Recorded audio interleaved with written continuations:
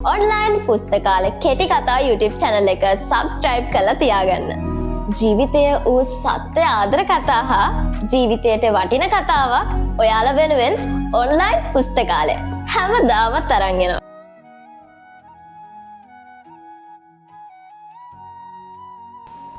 හංසි සාවින්දයා අම්මගේ තාත්තගේ උපරිම ආදරේ මැත්ත හැදුණු ලස්සන අහිංසක කෙල්ලෙක්. ඒ හින්දාම හංසිට කවදාවත්ම වෙන කාගේවත් ආදරයක් ඕන වුණේ නෑ. ඉස්කෝලේ යන කාලේ කොල්ල ගොඩක් ආව හංසිගේ ආදරේ ඉල්ලගෙන. ඒත් කෙල්ලට හැම ආදරයක් ඕන වුණේ නෑ. ඒත් දැන් කෙල්ල ඉස්කෝලෙන් අවුට් වෙලා අවුරුද්දක්. යාළුවා ආදරේ කරන විදිහ දැකලා කෙල්ලට ආදරේ කරන ආසාවක් ඇති වෙනවා. ඒ තමා හංසිට කොල්ලෙක්ට ආදරය කරන්න ඕනී කියලා හිතන දවස. ඉස්කෝලෙන් පස්සේ හංසි ඉංග්‍රීසි කෝස් එකක් කරන්න පටන් ගත්තා. ඒ කාලේ තමයි කෙල්ලට දනුජව හම්බ වෙන්නේ. අහිංසක ඇස් දෙකක් තිබුණු ටිකක් විසේකාර කොල්ලෙක්. ඒත් හංසගේ ආදරේ ළඟ කොල්ල හා පැටියෙක් වගේ. කවදාවත් ආදරය කරලා තිබුණේ නැති හංසිට දනුජට ආදරය කරන්න හිතුණා. පළවෙනි ආදරේම එයාව තෝරගත්ත එකට හංසි අදටත් ආඩම්බර වෙනවා. ඒ තරම්ම ඒ ආදරේ ආදරණීයයි. දැන් දෙන්නාගේ ආදරය කරන්න අරන් අවුරුද්දකුත් ඉවරයි. මේ අවුරුද්දට එක විනාඩියක්වත් දෙන්න තරහ වෙලා ඉඳලා නැහැ විහිළුවටවත්. කොල්ලගේ සෙල්ලක්කාර වැඩ හින්දා කෙල්ල වෙලාවකට දනුජට රවනවා. ඒත් කොල්ල ඒව ගණන් ගන්න නැතිව hina වෙද්දි හංසටත් hina යනවා.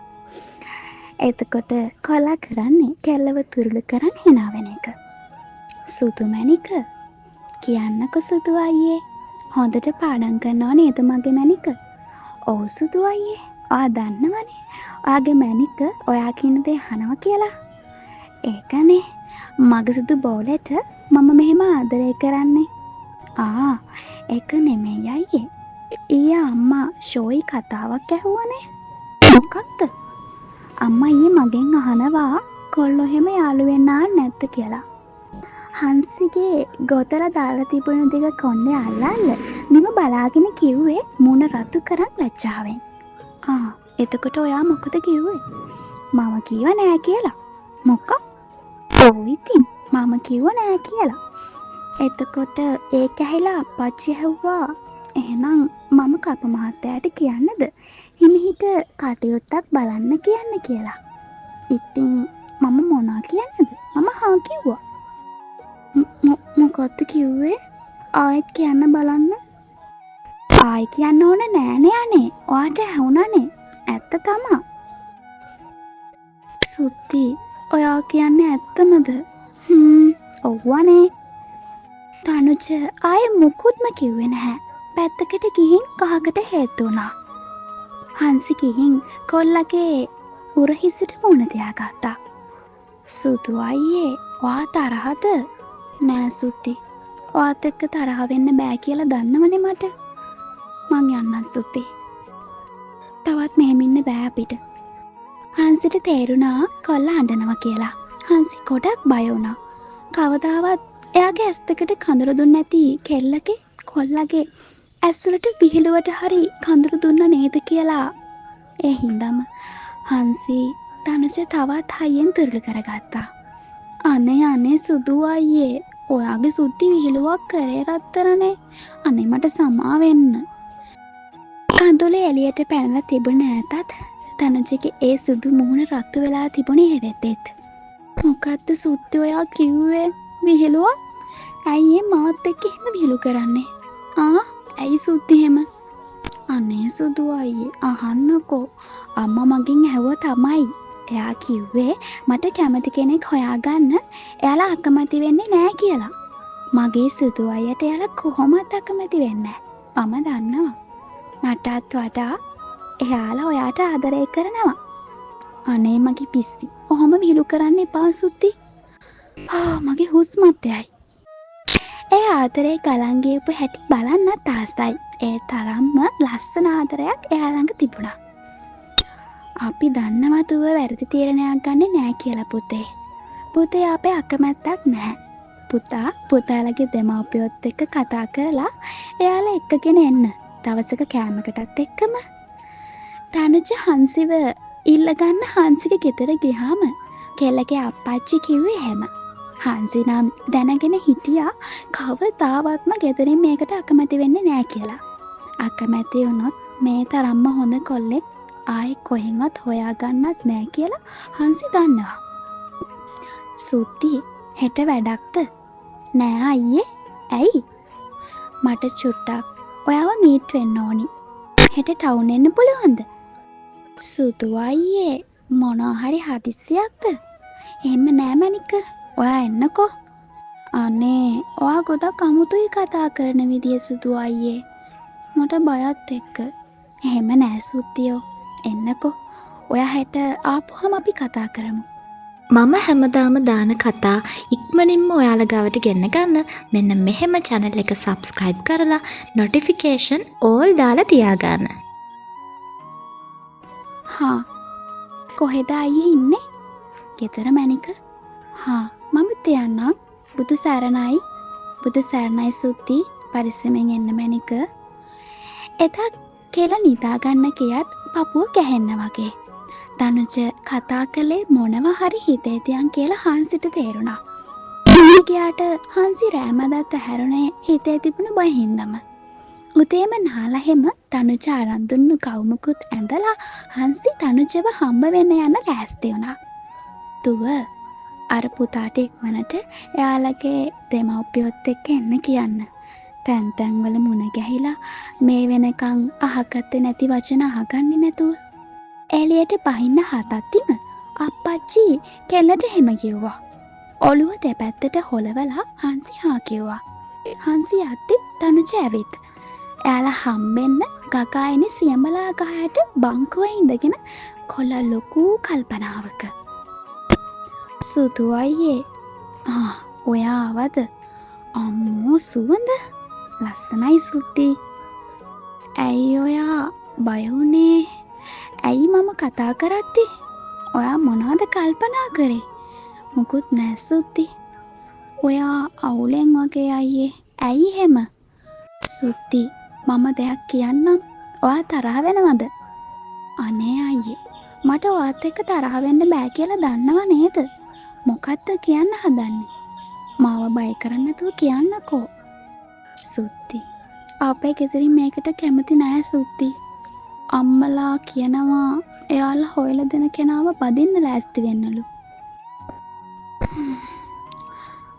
"කමක් නෑ අයියේ. ඔයාට අම්මලා ගොඩක් ආදරෙයි. ඒකයි එහෙම කියනව ඇත්තේ. මම දුප්පත් නෑ අනික. ඔයා සතුටින් ඉන්න අයියේ. මම තරහ නෑ. මං යන්න. ආයේ කවදාවත් ඔයා ඉස්සරහට එන්නේ නෑ මම. ඔයාගේ සුද්දි යනවා අයියේ. එක පාරක් මන් දිහා බලන්න." නැත. තනුජ කක දෙස බලා සිටියා මිසක් ඇය දෙස හැරී බැලුවේවත් නැත. අඬ හංසි හිමින් ටික දුරක් ඉස්සරහට ගියා. සුද්දි හයියෙන්ම තනුජ කෙල්ලට කතා කළා. ආයේ හැරුණේ නැතත් කෙල්ල එහෙම්මම නතර වුණා. "ඔයාට පුළුවන්ද ඔයාගේ සුදු අයව දාලා යන්න?" ඒත් එක්කම හංසි පිටිපස්ස බැලුවා. එතකොටයි දැක්කේ තනුජගේ අතේ තියෙන ලොකු රතු රෝස මල් පොකුර. හංසි ආපහු දුවගෙන ගිහින් තනුජගේ අත්වලට හිර වුණා. "සුද්දියෝ අපේ ගෙදරින් අපිට කැමැත්ත දුන්න මැනික. අම්මට එයාලගේ ලේලි බලන්න පුදුම හදිස්සියක් තියෙන්නේ. අපි මේ සෙනසුරාදා මගේ රෝස මල බලන්න එනවා." "අයියේ මේ ඇත්තමද?" "ඔව් මැනික." කෙල්ල තනුජගේ පපුව හාදු වැස්සකින් තෙමුවා. තෝතට ගත්ත හංසිගේ මූණ ඉවරයක් නැතුව තනුජ ඉබින්න ගත්තා. එදා තනුජගේ අම්මලාත් ආවට පස්සේ කාගෙන්වත් ප්‍රශ්නයක් නැතුව හමන සොළඟක් වගේ ආදරේ ගලාගෙන ගියා. "සුදු අයියේ මම දෙයක් කියන්නම්. මාත් එක්ක තරහ වෙනවද?" "ඔය ඉතින් ඔය තරහ කතාව කියන්න එපා මාත් එක්ක. දන්නවනේ ඉතින් මට මේ පිස්සෙ එක්ක තරහ වෙන්න බෑ කියලා." "අනේ ආහෙම කියන්නේ නෑ." "හරි දැන් කියන්නකෝ. කියන්න හදපු එක." "එක්ක ඕනි නෑ. බෑ කියන්න." "සුදු අයියේ අපි කාර් එකක් ගමු." "ගන්නවා මැනික. කවදාවත් ඔයාව මම පාරේ බස්වල යවන්නේ නෑ බෑන්ද දවසක. අපේ පැටව් හම්බෙන්න ඉද්දිත් බස්වල බඩ ගන්න දෙන්නේ නෑ මගේ සුදු මැණිකට. ඒත් තව සල්ලි ටිකක් මදි සුද්දි. ඒ ටික ඉක්මනටම එකතු කරගන්නම් මම. එතකොට අපි දෙන්නම ගිහින් ගමු. සුදු අයියේ මගේ පොතේ තියෙනවනේ සල්ලි ටිකක්. අපි එකක් දාලා කා එකක් ගමු. අනේ මැනික මම කොහොමද ඔයාගේ සල්ලි ගන්නෙ? අනික පදින්නත් කලින් ඔයාගේ අම්මලා මම ගැන මොනව හිතයිද සුද්දි? මට තව මාස 2ක් දෙන්න මැනික. බෑ අර සල්ලි දාලාමයි ගන්න ඕනි. මම තරහින් නැත්තම් ඇත්තටම. කෙල්ලකින් බේරිල්ලක් නැති හින්දාමයි හංසගේ අම්මලාත් කියන හින්දාමයි දනුජ හංසගේ සල්ලි දාලා කා එක ගන්න තීරණය කළා. ඔක්කොටම වඩා සතුටු වුණේ කෙල්ල. හංසගෙන් බේරිල්ලක් නැති හින්දාම වාහනේ ගන්න දනුජ ඉක්මන් කරා. එදා ඉරිදා කොල්ලත් ගෙදර හින්දාම දැන්නම ගියා කා එකක් බලන්න. සුදු පාට දිලිසෙන අලුත්ම කා එකකට දැක්ක ගමන් කෙල්ලට ආස හිතුණා. ඒ හින්දාමයි කෙල්ල දනුජට කැඳිරි කෑවේ ඒකම ගමුයි කියලා. කා එක බලලා ඇත්ති හංසි කිව්වේ හෙටම ඇවිත් කා එක ගමුයි කියලා. බල කිරීම හින්දාම හෙටම ඇවිත් ගමුයි කියලා දනුජ හංසිව ගෙදර දාලා ගෙදරම ගියා. එදා රෑ කෙල්ලට විතරක් නෙමෙයි කොල්ලටත් නින්ද ගියේ නැහැ. කීවේ නැති වුණාට දනුජ හිටියෙත් ගොඩාක් සතුටෙන් ආසාවෙන්. හලෝ සුද්දි මම ඔයාව එක්කන් යන්න එන්නම්. ඔහොම ඉන්න. පහවදා උදේම දනුජගෙන් හංසිට කෝල් කළා. එපා මම එන්නම් අයියේ. බැංකුවට යන්නත් ඕනනේ. මම ටවුන් එකටත් එන්නම්. යද්දී දනුජ බැංකුව ඉස්සරහා රුවගෙන ගියපු කෙල්ල කොල්ලාගේ අතේම එල්ලුණා.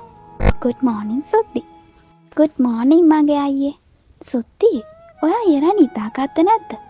මූණත් ඉතිමිලා වගේ. එහෙම නෑ සුදු අයියේ. යමුකෝ අපි සල්ලි අරගෙන ඉමු. දෙන්නම බැංකුවට ගිහිල්ලා සල්ලි තරම් කාඩ් සේල් එකකට ගියේ ගොඩක් සතුටින්. හංසි ගෑස් ගොඩක් වෙලාවට තිබුණේ කල්ලාගේ මූණෙමයි.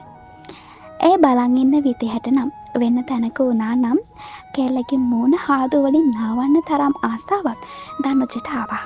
ඒත් සේල් එකේ හින්දා කොල්ලා හැකින් පාලනය කරගත්තා. දැන් හොඳයිද සුද්දියෝ? දැන් නින්ද යයිද මගේ පිස්සිට? කෙල්ලගේ නමට කායක ගන්න හැදුවත් හංසි එකට හිට දුන්නේ නැහැ. තවත් වාද කරන්න බැරි හින්දාම දනුජගේ නමට කායක ගත්තා. කොල්ලෙක් වෙලත් කායකේ යතුර දනුජට දෙද්දි ඇස් දෙකෙන්ම කඳුළු පෙයිලි දෙකක් ගලාගෙන ගියා. කඳුළු අතරින් hina වෙලා හංසි දිහා බලද්දි හංසි ඉස්සෙලා දනුජගේ කඳුළු පිහලා දැම්මා. අපි යමු මැනික. hina වෙලා හංසගේ අතින් අල්ලගත්ත කොල්ලා කායක ළඟට ඇවිත් කෙල්ලට නගින්න කියලා දොර ආරිත්තිම දනුජට කෝල් එකක්. හංසි ගෙදරින් අප්පච්චි අපි මේ එන්න හදන්නේ. අප්පච්චි ඇයි මේ අඩන්නේ? කතා කරන්න අප්පච්චි. මොකක්ද උනේ? අනේ පුතේ මගේ කෙල්ල. ඇයි අප්පච්චි? හංසි මමත් එක්කනේ. එහෙම කියලා දනුජ එතන හංසිව හැව්වොත් නැහැ. හංසියෙක් පේන්න නැහැ. පුතේ මගේ කෙල්ල අපිව දාලා ගිහින්. පුතේ මගේ කෙල්ල මට නැති වුණා. දනුජට සිහිය ගත්තේ කා සේල් එකේ අය එකතු වෙලා. එදා කොල්ලට සල්ලි අරන් දෙන්න කියලා ටවුමට එන්න බස් හෝල්ට් එකේ හිටපු හංසිව කොන්ට්‍රෝල් නැති ටිපර් එකක් හප්පගෙන ගිහින් තිබුණා. ආයේ කෙල්ල ඇස්සත් ඇරියේ නැහැ. හංසිගේ අවසාන හුස්ම පොත එතනම වාතරයට එකතු වුණා. එතන ඉඳන් කායක ගන්නකම් දනුජත් එක්ක ඉඳලා තියෙන්නේ හංසිගේ මනෝකය කියලා පරීක්ෂණ වලින් ඔප්පු වුණා. උණු කිසි දෙයක් හිතාගන්න බැරි වුණු දනුජ තාමත් බලාගෙන කල්පනා කරනවා.